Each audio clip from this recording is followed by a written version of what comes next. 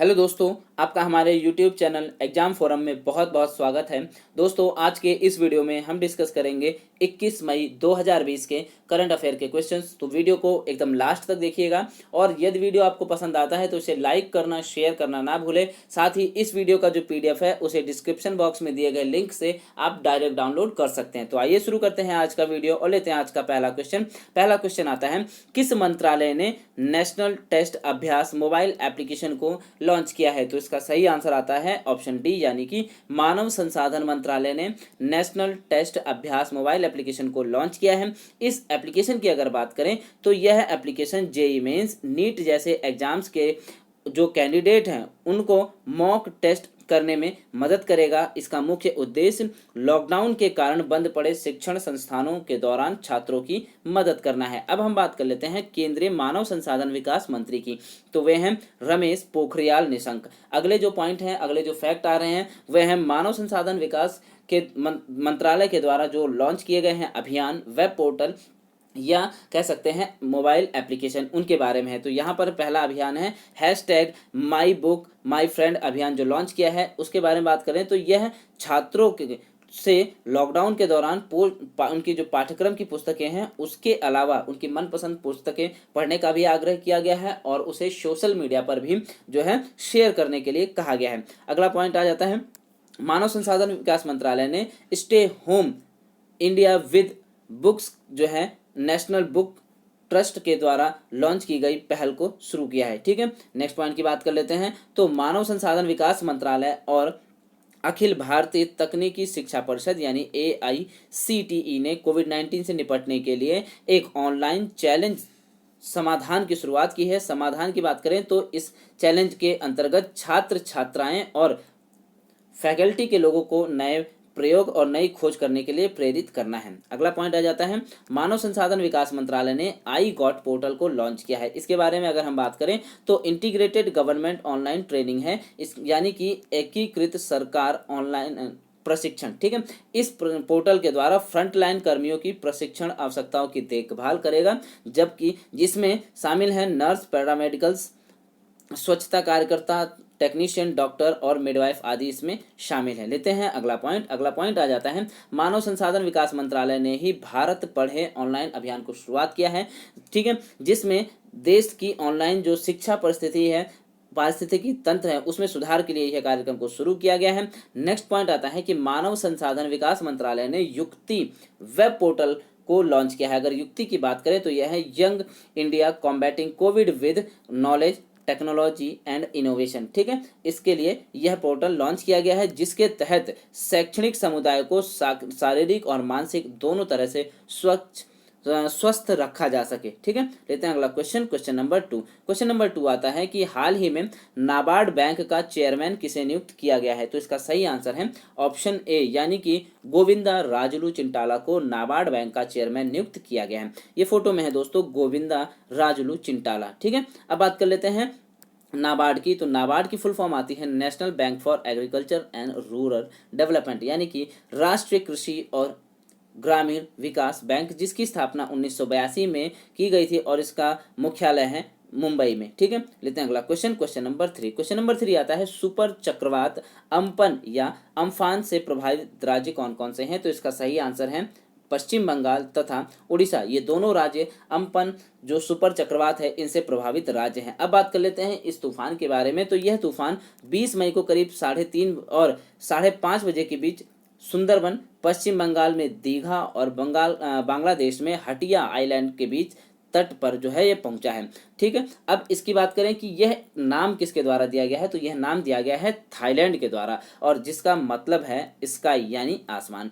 अब बात करें अगले पॉइंट की। तो अगला पॉइंट आ जाता है कि चक्रवात से ही संबंधित है। इसमें यह बताया जा रहा है कि जो इंडियन ओशियन है यानी कि हिंद महासागर एरिया में या रीजन में जो भी चक्रवात जो है शुरू होता है या उत्पन्न होता है उसका नाम जो है 8 देशों के द्वारा निर्धारित किया जाता है, जिनमें वो क्या है सीक्वेंसिंग ऑर्डर में आते हैं। जिनमें 8 देशों की बात करें तो Thailand, Sri Lanka, Pakistan, Oman, Myanmar, Maldives, Bangladesh और इंडिया हैं। ठीक है दोस्तों, आपको ये भी याद रखना है। नेक्स्ट बात कर लेते हैं इस तूफान के बारे में, यानी कि अगर कोई भी तूफान आ रहा है तो वह तूफान किस गति से आ रहा है और उसका क्या नाम रखा जाएगा, इसके बारे में बात कर लेते हैं। तो अगर चक्रवाती तूफान है तो इसकी गति होगी 63 से 88 किलोमीटर प्रति घंटा, और यदि जो स्पीड है इसकी 89 से 117 किलोमीटर प्रति घंटा है तो इसे गंभीर चक्रवाती तूफान कहा जाएगा। साथ ही 118 से 165 किलोमीटर प्रति घंटा की अगर इसकी स्पीड है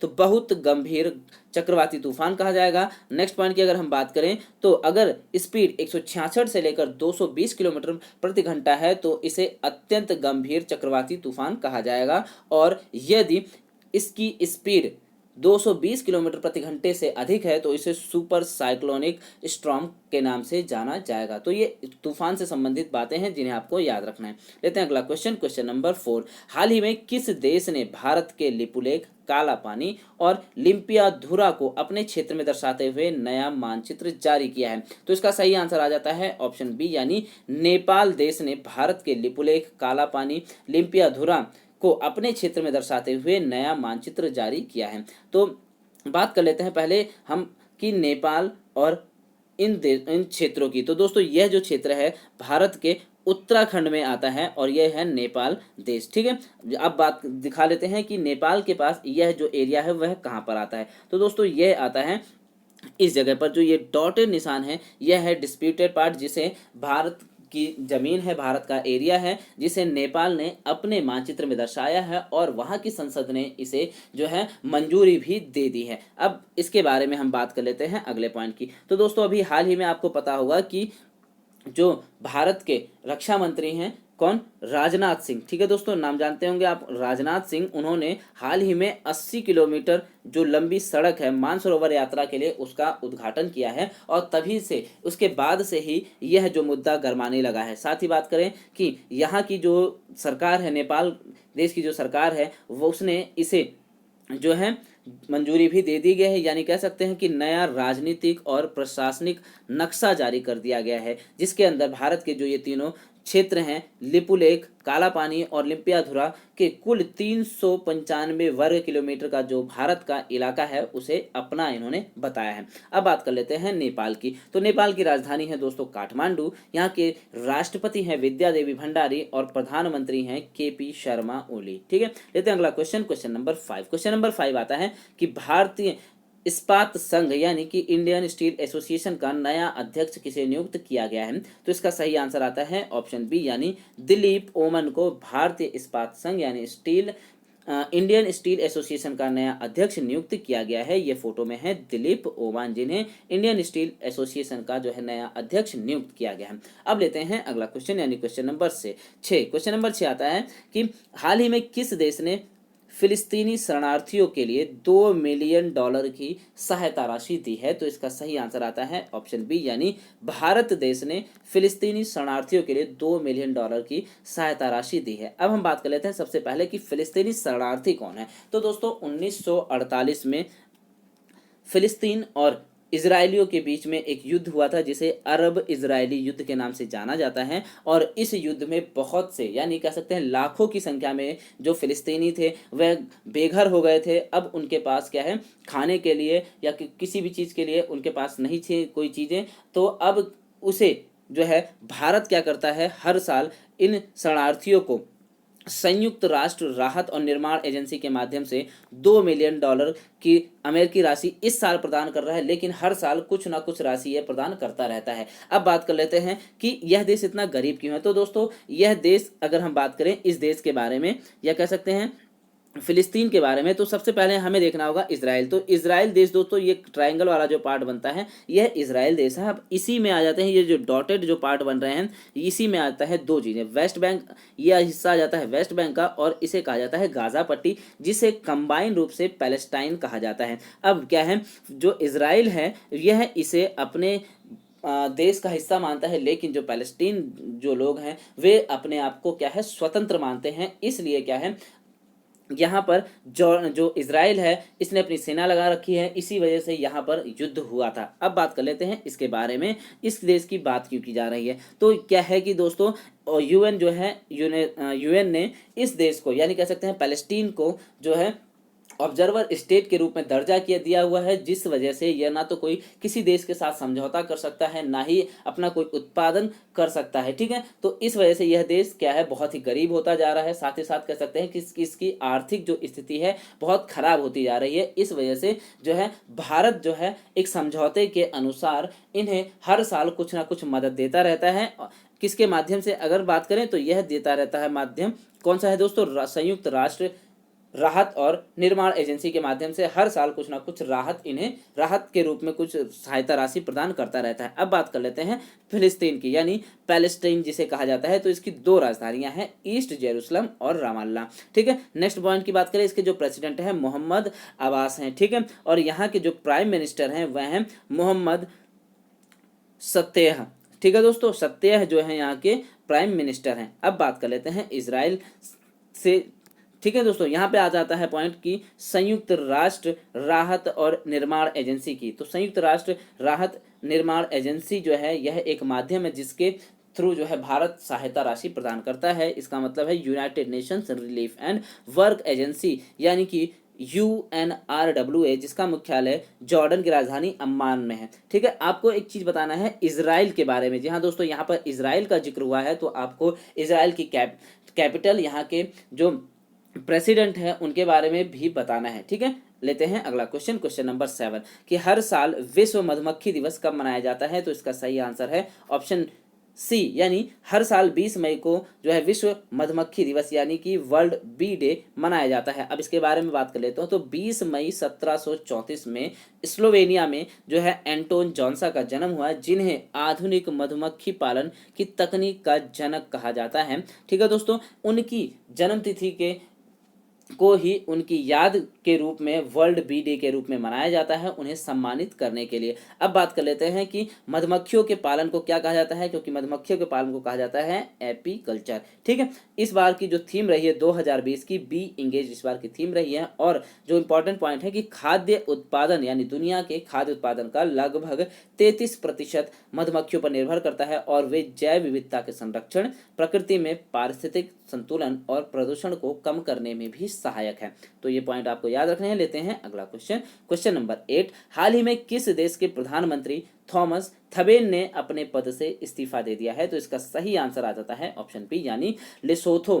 ठीक है दोस्तों, लेसोथो देश के प्रधानमंत्री थॉमस थबेन ने अपने पद से इस्तीफा दे दिया है। ये फोटो में है थॉमस थबेन। ठीक है दोस्तों, आपको ये याद रखना है। साथ ही बात करते हैं इस देश की, तो यह एक अफ्रीकन कंट्री है। इसकी कैपिटल है मासेरू और यहाँ की जो मुद्रा है वह है लसोथो लोटी। ठीक है, लेते हैं अगला क्वेश्चन, क्वेश्चन नंबर 9, हाल ही में चीन ने WHO को कोरोना वायरस महामारी से लड़ने के लिए 2 साल में कितनी राशि देने की घोषणा की है। तो इसका सही आंसर आता है ऑप्शन डी, यानी कि $2 बिलियन। याद रखिएगा, मिलियन नहीं है दोस्तों, यह है बिलियन है।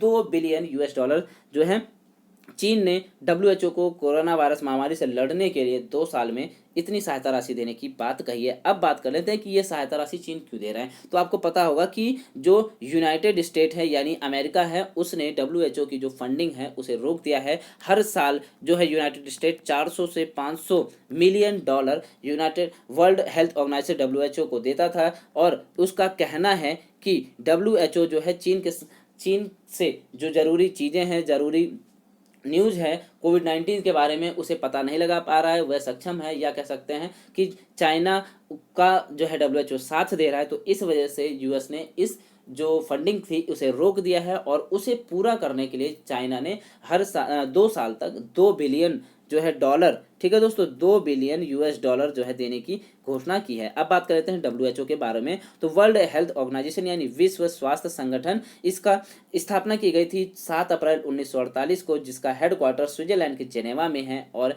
इसके जो अध्यक्ष हैं टेड्रोस एडनोम है, जो कि यूथोपिया से है। ठीक है, अगले पॉइंट की बात करते हैं चीन की। तो चीन की राजधानी है बीजिंग, यहाँ के राष्ट्रपति हैं शी जिनपिंग और यहाँ की मुद्रा है रेनमिनबी। ठीक है, आपको एक चीज बताना है यहाँ पर कि जो चीन के जो राष्ट्रपति हैं इनका कार्यकाल कितने साल का होता है। साथ ही रूस के राष्ट्रपति, यूएस के राष्ट्रपति और भारत के राष्ट्रपति का जो कार्यकाल है वह कितने साल का है, इसे आपको कमेंट बॉक्स में कमेंट करके बताना है। ठीक है, नेक्स्ट पॉइंट की बात कर लेते हैं। तो 2022 का जो विंटर ओलंपिक है वह चाइना के बीजिंग में ही खेला जाएगा और 2022 का जो एशियन गेम्स हैं उन्हें भी चाइना के हांगझाओ में आयोजित किया जाएगा।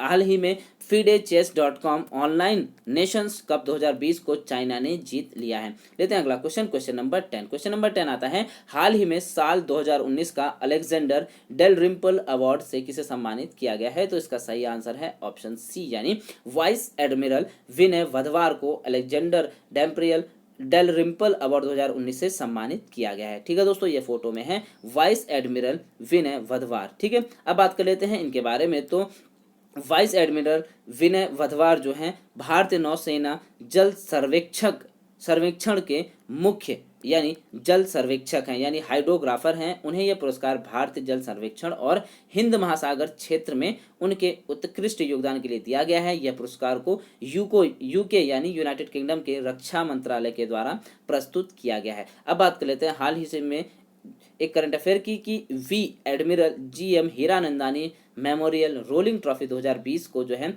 2020 लेफ्टिनेंट कमांडर अक्षय कुमार को दिया गया है। अब है आपके लिए आज का प्रश्न। यह प्रश्न है, ये हाल ही में किस राज्य सरकार ने राज्य से गुजरने वाले प्रवासी मजदूरों के लिए चरण पादुका अभियान को लॉन्च किया है। तो आपको अपने जो आंसर है उन्हें कमेंट बॉक्स में कमेंट करके बताना है। साथ ही उस राज्य के CM, गवर्नर, ठीक, और वहाँ का एक इम्पॉर्टेंट नेशनल पार्क भी बताना है। ठीक है, तो आपको ये ध्यान रखिएगा कि क्या क्या चीज़ें बतानी है। साथ ही अगर आपने चैनल को अभी तक सब्सक्राइब नहीं किया है तो चैनल को सब्सक्राइब कर लें, बेल आइकन को दबा लें और जिससे आने वाले वीडियोस के नोटिफिकेशन आपको टाइम टू टाइम मिलते रहें। Thanks for watching. आपका दिन शुभ हो।